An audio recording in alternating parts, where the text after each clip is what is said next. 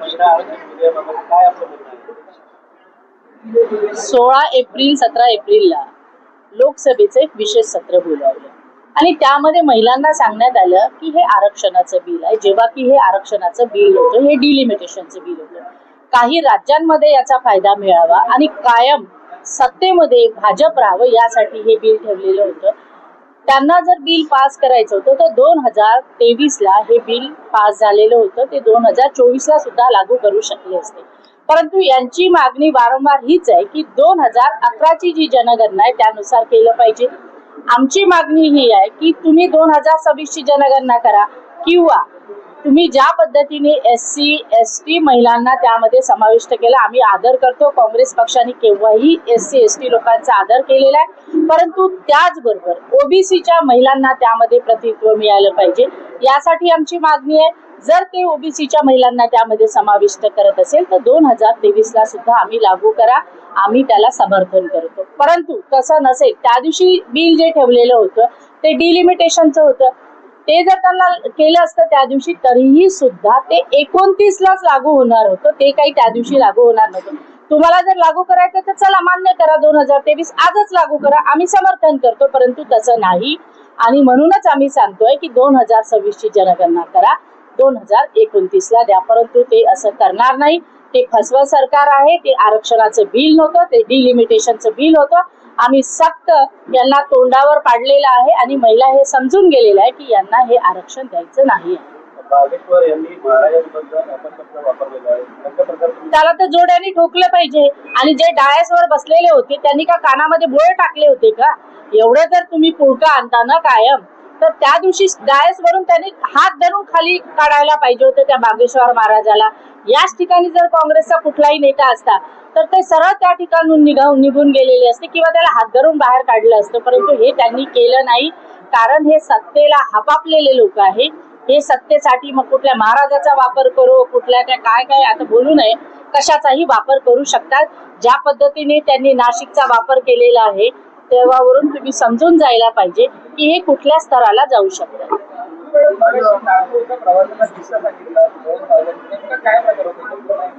अहो, मी सुद्धा पहिल्याच सीटवर बसलेली होती आणि ते सुद्धा दुसऱ्याच पहिल्या सीटवर बसलेले होते. पण आम्ही हे बघितलं की त्यांना किती सिक्युरिटीचं महत्व आहे. म्हणजे त्यांना सिक्युरिटी, आम्हाला सिक्युरिटीची गरज नाही.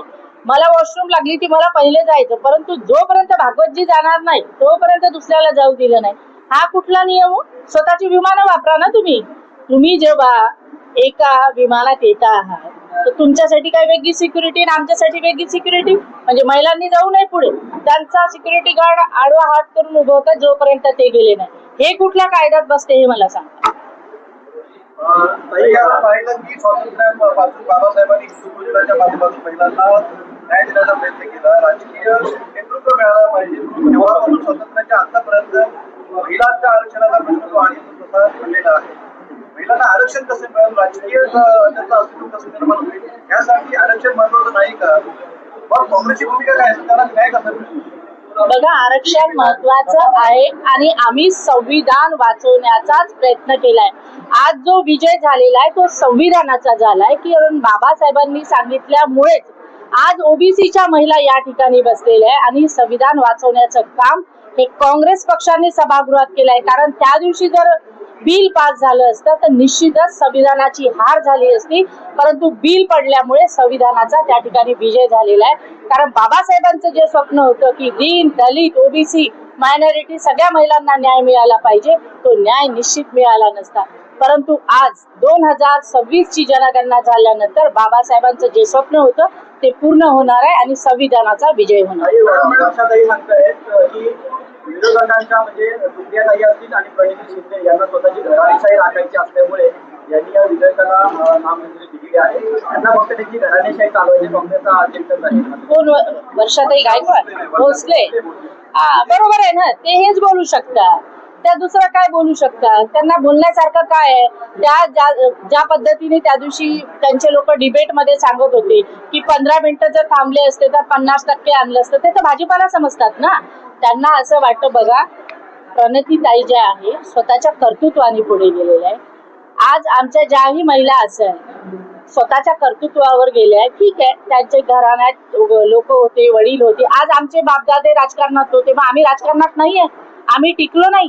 परंतु हे जे आहे भाजपाच्या ज्या महिला आहेत ते घराणशाहीच्या गोष्टी तर त्यांनी बोलू नये. नांदेडला 7 तिकिटा दिल्या एका घरामध्ये, त्यांना तेव्हा काही वाटलं नाही. काँग्रेसवर बोट यासाठी दाखवतात कारण त्यांच्याकडे बोलण्यासाठी काहीही राहिलेलं नाही. आमच्या सन्माननीय ताई आहे आणि त्या स्वतःच्या कर्तृत्वाने पुढे गेलेल्या आहे, त्याच्यामुळे त्यांनी हे वक्तव्य करू नये. म्हणजे आपण पाहतोय की 5 वर्षामध्ये काँग्रेसने विरोध केला असं भाजपने आरोप करताय. पण भाजपने म्हणतात की आम्ही एकदा आरक्षण मंजूर झाल्यानंतर एससी ओबीसी यांना पण या महिलांना पण त्याच्यात आरक्षण देऊ. हो, त्यांच्या घरचंच आहे. म्हणजे त्यांनी ठरवलं ते काही करू शकतात. जसं इथलं महाराष्ट्रात फोडपाड गेली, ते फोडपाड गेली असं आहे का? आरक्षणाला काही डिलिमिटेशनला काही कायदे नियम काही आहे की नाही? डिलिमिटेशनचं प्रतिनिधित्व करणारी महिला मी आहे. मी डिलिमिटेशनच्या कमिटीमध्ये होती. आदरणीय शरद पवार साहेब होते, विलासराव देशमुखजी होते आणि डिलिमिटेशन काय मला नीट माहिती आहे. तर त्यांनी आम्हाला शिकू नये की त्यांनी म्हटलं आणि केवळ ओबीसीच्या महिलांना त्यामध्ये टाकलं असतं ना. तर मग माझं म्हणणं आहे 3 राज्यांमध्ये निवडणूक आहे, जर 50% महिलांना द्या. ज्या पद्धतीने 40% तिकिटा आम्ही युपी मध्ये आदरणीय प्रियंकाजींनी दिल्या होत्या, त्यांची हिंमत असेल तर आमचं जाहीर आव्हान आहे 50% तिकिटा त्यांनी त्यांच्या महिलांना त्या राज्यांमध्ये द्या. देऊ शकत नाही एक राज्य सांगा की त्यांनी दिलं असेल. काय खोट्या थापा मारतात. पाहिलं की लोकसभा निवडणुकीनंतर असं एका व्यक्तीनंतर 5 वर्षात लोकांना कळत नाही की खासदार कोणते आहे. त्याच्यामुळे ह्या व्यापामुळे सीमांकन क्लिअर झालं पाहिजे, लोकांना न्याय मिळाला पाहिजे, त्यांचा प्रतिनिधी जो आहे लोकप्रतिनिधी तो वर्षभर भेटला पाहिजे. यासाठी मग काय आपल्याकडे काय उपाय आहे? अहो पण मग विशिष्ट राज्यांसाठी काय 3 राज्यांमध्ये काही राज्यांमध्ये 40%, काही राज्यांमध्ये 20% आणि का बरं काही राज्यांवर अन्याय झाला पाहिजे? का सगळ्या राज्यांना समान प्रतिनिधित्व नाही मिळालं पाहिजे? आणि काही राज्यांमध्ये तुम्ही डिलिमिटेशनला तुमचा पापड वाजणार आणि तुम्ही कायम सत्तेमध्ये राहणार. अहो तुम्ही एवढं सांगता 543 मध्ये समाविष्ट करा ना महिलांना, आणि तुमच्याकडे बसायला तरी जागा आहे का सभागृहामध्ये? काय बोलताय तुम्ही? सभागृहामध्ये आरक्षणाचं बिल आहे की कचरा आहे की भाजीपाला समजताय तुम्ही? सगळं खोटं बोलताय, 100% खोटं बोलताय. ढोंगी सरकार आहे, त्याच्यामुळे तुम्ही सुद्धा विश्वास करू नका. काय केले चित्रवागणी? वेगवेगळ्या प्रकारची काँग्रेस विरोधी भूमिका मांडली, वेगवेगळ्या प्रकारची विधान म्हणजे अनेक विधान म्हणजे ऐकले असतील, पाहिजे असतील, त्यांच्या भूमिकेकडे त्यांच्या विधानाकडे खरोखर तुम्हाला चित्रवाघ या महिलांच्या बाजूने कधी वाटल्या?